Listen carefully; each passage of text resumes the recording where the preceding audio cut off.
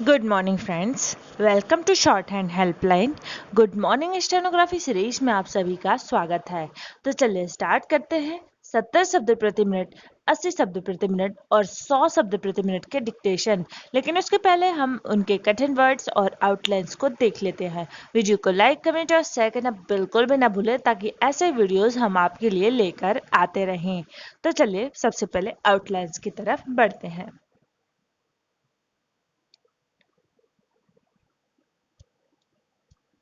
घटनाक्रम। तो घटना के लिए अभी कल हमने बताया था घटना की फिक्स आउटलाइन होती घ फिर न का आंकड़ा। तो क्रम के लिए हमने डैश लगा के क में र का आंकड़ा और म लिख दिया है। जाहिर है तो ज पे आ की मात्रा है तो इसलिए हम ज को लाइन के ऊपर लिखेंगे और लाइन के ऊपर लिखेंगे तो हमें मात्रा लगाने की जरूरत नहीं पड़ेगी।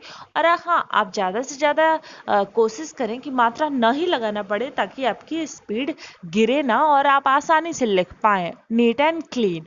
तो जाहिर है विभागीय जांच टीम। तो विभागीय के लिए व लिखा हमने, व का आंकड़ा भ और ग, और जांच के लिए ज और उसे बड़ा करेंगे तो उसमें च जुड़ जाएगा, और टीम के लिए ट को साइलेंट करके म। और अगर अलग अलग आता तो हमें पूरा लिखना पड़ा क्योंकि पूरा लिखना पड़ता है, इसमें हमने अलग अलग लिखा है थोड़ा सा। वन्य जीव संरक्षण कानून। तो अभी हमने बताया कि अगर कोई शब्द आता है ना कि जो इकट्ठे बोला जाता है, इकट्ठे पढ़ा जाता है और इकट्ठे लिखा जाता है, तो वो बेनिफिशियल होता है अगर आप उसकी आउटलाइन एक साथ बनाए। तो जैसे अभी हमने बनाया विभागीय जांच टीम, एक साथ बनाया। और फिर आया वन्य जीव संरक्षण कानून, वन्य जीव अभ्यारण्य। तो ये जो शब्द होते हैं ना, अगर आप एक साथ लिखेंगे तो वो ज्यादा बेटर रहेगा लिखने में भी और पढ़ने में भी। तो इसे हमने इस प्रकार से लिखा है व और न, और जीव के लिए व लिखा हमने, और संरक्षण के लिए श और न, और कानून के लिए क और न। अगर आप चाहते तो क से कट भी कर सकते हैं। नेक्स्ट है वरिष्ठ अधिवक्ता। तो वरिष्ठ की फिक्स आउटलाइन होती है य व इस तरह से बनाते हैं व और श और ट। और अधिकारी के लिए फिक्स आउटलाइन होती है ध फिर क में र का आंकड़ा। और या तो आप डायरेक्ट ई की मात्रा लगा दीजिए, या फिर अभी मैंने बताया मात्रा लगाने से बचे तो फिर ई जैसे लिखते हैं डैश और ये श वाला, तो उस तरह से आप बना सकते हैं। ये रूल शायद आपने हमारे वीडियोस में देखा हो। ई की मात्रा के लिए आप थर्ड प्लेस पे डॉट लगाते हैं या फिर आप डायरेक्ट ई की मात्रा लगा देते हैं। तो दोनों सही है, ये डिपेंड करता है कि आपकी प्रैक्टिस किस प्रकार से है। जांच निष्कर्षों के आधार पर, या तो निष्कर्ष के आधार पर या होता है या जांच निष्कर्षों, इसमें एक साथ था इसलिए हमने एक साथ बनाया है। तो जांच के लिए हमने ज का आंकड़ा बनाया है, फिर च, और निष्कर्षों के लिए न को साइलेंट करके क में र का आंकड़ा, फिर श। और के आधार पर का जो रूल हमने बताया था स्टेनो हेल्पलाइन पे, वो यहाँ पे अप्लाई किया है। भुगतना पड़ा है। तो भुगतना के लिए भ लाइन कट करके ताकि ऊ की मात्रा जुड़ जाए। आ की मात्रा होती है तो लाइन के ऊपर, ओ की मात्रा होती है तो लाइन पर, ऊ की मात्रा होती है तो लाइन कट करके। घ त में न का आंकड़ा और पड़ा है प और ड़ और है। संवेदनहीन। तो श व द फिर न का आंकड़ा उसी में हीन जोड़ देंगे। अगर यही संवेदनशील होता आगे जैसा कि आया है तो श व और न का आंकड़ा न लगाते हुए श का आंकड़ा और ल लगा देते पूरा। नेक्स्ट है राज्यसभा में। तो राज्यसभा की फिक्स आउटलाइन होती है र ज फिर श और भ। में के लिए हम छोटा सा म लगाते हैं तो उसे हम में पढ़ते हैं, तो उसमें भी हमें मात्रा लगाने की जरूरत नहीं होती है। राज्यसभा म तो कुछ होता नहीं है, राज्यसभा में होता है। नेक्स्ट है रेल मार्गों के बारे में। तो रेल मार्ग इसमें भी एक साथ था तो इसलिए हमने एक साथ बनाया रेल, र और ल, म फिर ग के बारे में का रूल हमने बताया था स्टेनो हेल्पलाइन पर। जस्ट नीचे म लिखते हैं तो वो के बारे में पढ़ा जाता है। ये जो रूल है ये आपके लिए बहुत ही ज्यादा जरूरी है। आप इसकी प्रैक्टिस करें ताकि आपकी स्पीड इंप्रूव हो। ये जो कुछ ऐसे शब्द होते हैं अगर हम बीच बीच में ऐसे लिखते रहते हैं रूल को तो हमारी स्पीड इंक्रीज हो जाती है और आगे के शब्द अच्छे से पकड़ में आ जाते हैं। संवेदनशील अभी हमने बताया। नेक्स्ट है यथार्थवादी नजरिए के कारण। के कारण का भी रूल बताया था हमने। तो आपको घबराने की जरूरत नहीं है, आप 2-3 बार या फिर 4-5 बार या फिर जब भी जीएमएस जब मैं बता रही हूँ वही रूल अगर आप फॉलो कर रहे हैं तो आपको अपने आप ही याद हो जाएगा कि ये कौन से रूल है और कौन से रूल के लिए क्या बनता है। तो यथार्थवादी नजरिए के लिए न और ज के लिए श का आंकड़ा और र और य का आंकड़ा और के कारण के लिए क फिर न का आंकड़ा लगा देते हैं। तो शायद आपको पिक क्लियर ना दिख रही हो, लेकिन कोई बात नहीं, पीडीएफ अगर आप हैप्पी के मेंबर हैं तो आपको भेज दी जाती है। तो चलिए अब बढ़ते हैं डिक्टेशन की तरफ।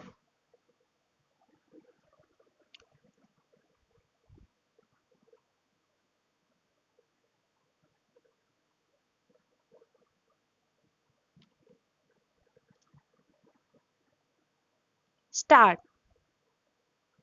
यह घटना जितनी दर्दनाक है उसके बाद के घटनाक्रम उतने ही हास्यास्पद हैं। पूर्ण विराम।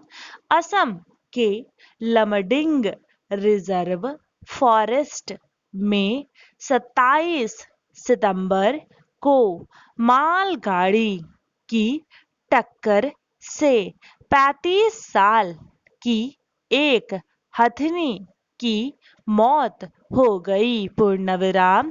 जाहिर है संबंधित वन अधिकारियों द्वारा वन्य जीव संरक्षण कानून 1972 के तहत मुकदमा दर्ज किया गया और एक विभागीय जांच टीम गठित की गई। पूर्ण विराम।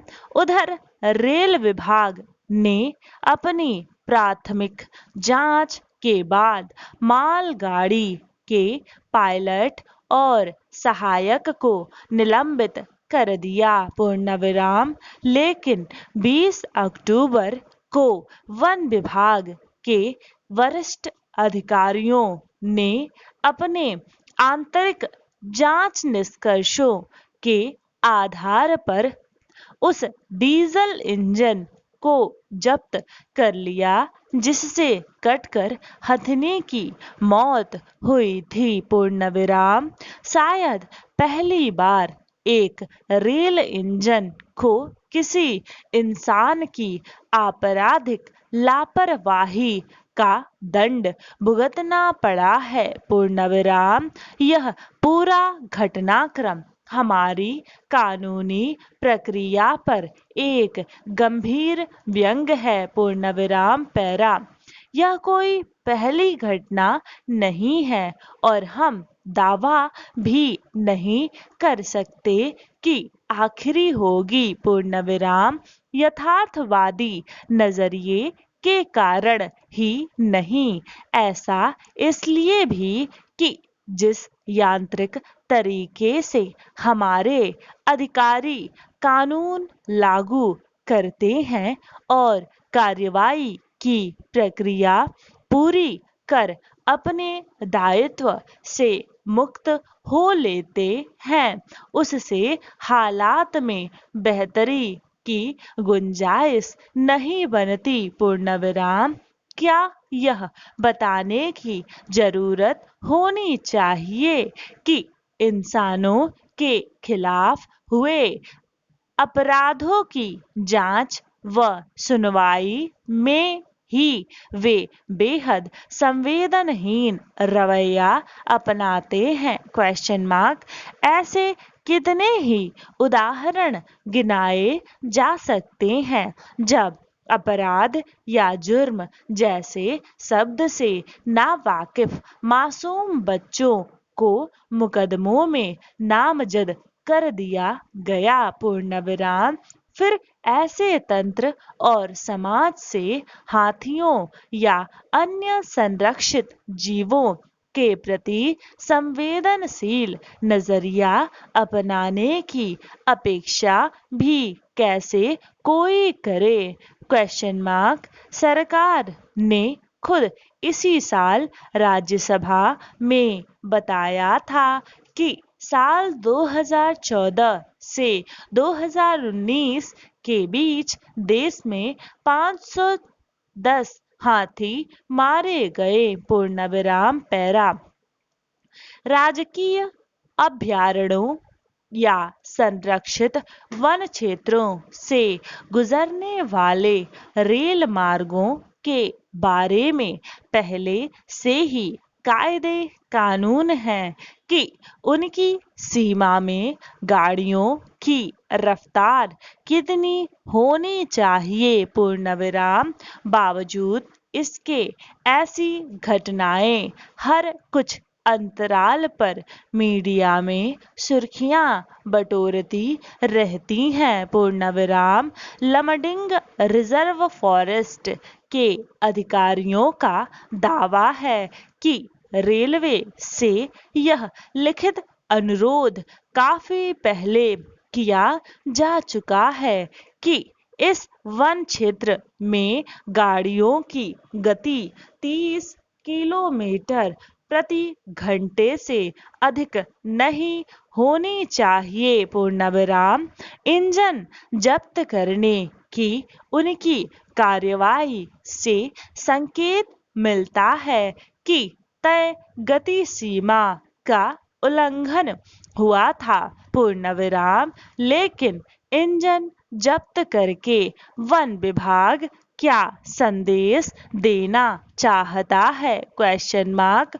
वह कोई निजी वाहन है जिसे कानूनी प्रक्रिया पूरी होने तक किसी थाने में सड़ने के लिए फेंक दिया जाए? Question mark. हमारे देश में हर वर्ष कई रेल दुर्घटनाएं होती हैं जिनमें काफी सारे नागरिकों की जान चली जाती है। पूर्ण विराम। उन तमाम रेल इंजनों का क्या किया जाए? Question mark. बाबा साहब अंबेडकर ने कहा था अगर लागू करने वाले लोग ही अच्छे न हो तो एक अच्छा संविधान भी बुरा साबित होता है। पूर्ण विराम। दुर्भाग्य से हमारे देश में कानून लागू करने वाले लोग अक्सर अक्षरों के पीछे की असली मंशा नहीं समझ पाते। इसीलिए हमारा तंत्र संवेदनशील नहीं बन पाता। पूर्ण विराम। हाथी कटते रहते हैं, मुकदमे चलते रहते हैं। पूर्ण विराम।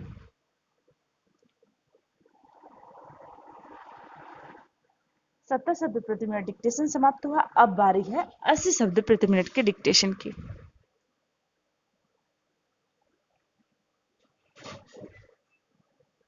स्टार्ट। यह घटना जितनी दर्दनाक है उसके बाद के घटनाक्रम उतने ही हास्यास्पद हैं। असम के लमडिंग रिजर्व फॉरेस्ट में 27 सितंबर को मालगाड़ी की टक्कर से 35 साल की एक हथिनी की मौत हो गई। जाहिर है संबंधित वन अधिकारियों द्वारा वन्य जीव संरक्षण कानून 1972 के तहत मुकदमा दर्ज किया गया और एक विभागीय जांच टीम गठित की गई। उधर रेल विभाग ने अपनी प्राथमिक जांच के बाद मालगाड़ी के पायलट और सहायक को निलंबित कर दिया। लेकिन 20 अक्टूबर को वन विभाग के वरिष्ठ अधिकारियों ने अपने आंतरिक जांच निष्कर्षों के आधार पर उस डीजल इंजन को जब्त कर लिया जिससे कटकर हथिनी की मौत हुई थी। शायद पहली बार एक रेल इंजन को किसी इंसान की आपराधिक लापरवाही का दंड भुगतना पड़ा है। यह पूरा घटनाक्रम हमारी कानूनी प्रक्रिया पर एक गंभीर व्यंग है। पैरा, यह कोई पहली घटना नहीं है और हम दावा भी नहीं कर सकते कि आखिरी होगी। यथार्थवादी नजरिए के कारण ही नहीं, ऐसा इसलिए भी कि जिस यांत्रिक तरीके से हमारे अधिकारी कानून लागू करते हैं और कार्रवाई की प्रक्रिया पूरी कर अपने दायित्व से मुक्त हो लेते हैं, उससे हालात में बेहतरी की गुंजाइश नहीं बनती। क्या यह बताने की जरूरत होनी चाहिए कि इंसानों के खिलाफ हुए अपराधों की जांच व सुनवाई में ही वे बेहद संवेदनहीन रवैया अपनाते हैं? ऐसे कितने ही उदाहरण गिनाए जा सकते हैं जब अपराध या जुर्म जैसे शब्द से नावाकिफ मासूम बच्चों को मुकदमों में नामजद कर दिया गया।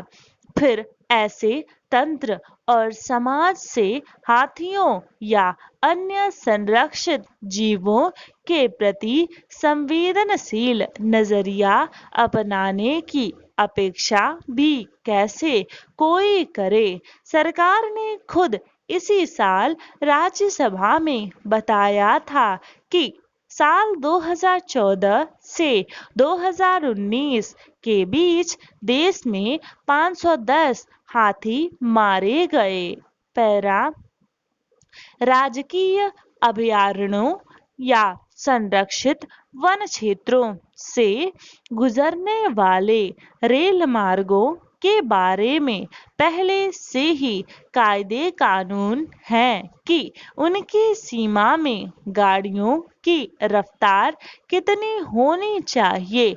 बावजूद इसके ऐसी घटनाएं हर कुछ अंतराल पर मीडिया में सुर्खियां बटोरती रहती हैं। लमडिंग रिजर्व फॉरेस्ट के अधिकारियों का दावा है कि रेलवे से यह लिखित अनुरोध काफी पहले किया जा चुका है कि इस वन क्षेत्र में गाड़ियों की गति 30 किलोमीटर प्रति घंटे से अधिक नहीं होनी चाहिए।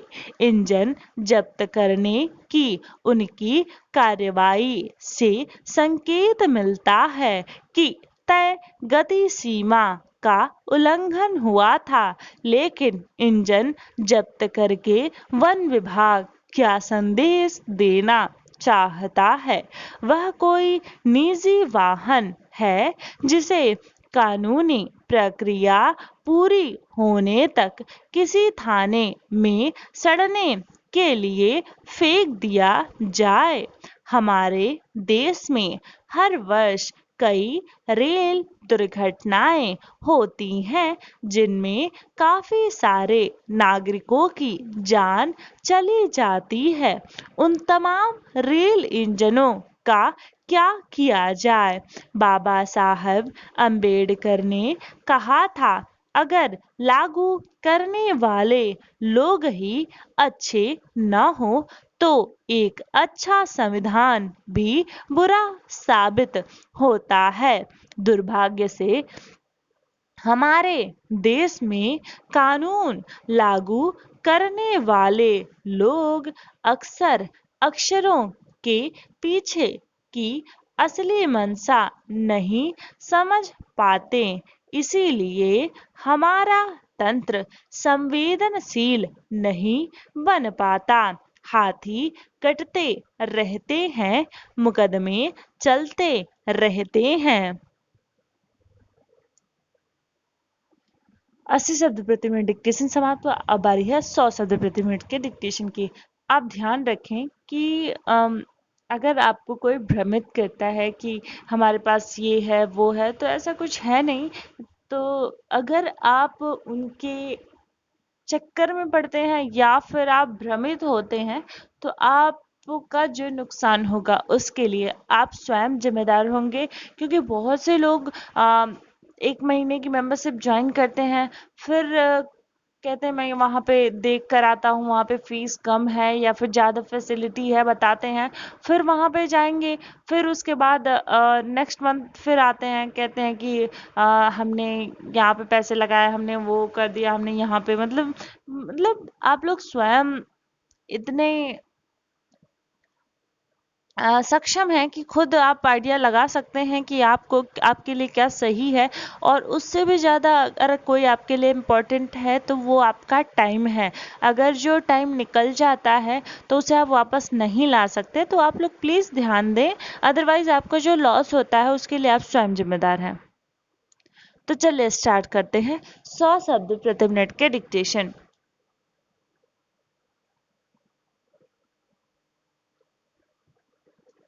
स्टार्ट। यह घटना जितनी दर्दनाक है, उसके बाद के घटनाक्रम उतने ही हास्यास्पद हैं। असम के लमडिंग रिजर्व फॉरेस्ट में 27 सितंबर को मालगाड़ी की टक्कर से 35 साल की एक हथनी की मौत हो गई। जाहिर है संबंधित वन अधिकारियों द्वारा वन्य जीव संरक्षण कानून 1972 के तहत मुकदमा दर्ज किया गया और एक विभागीय जांच टीम गठित की गई।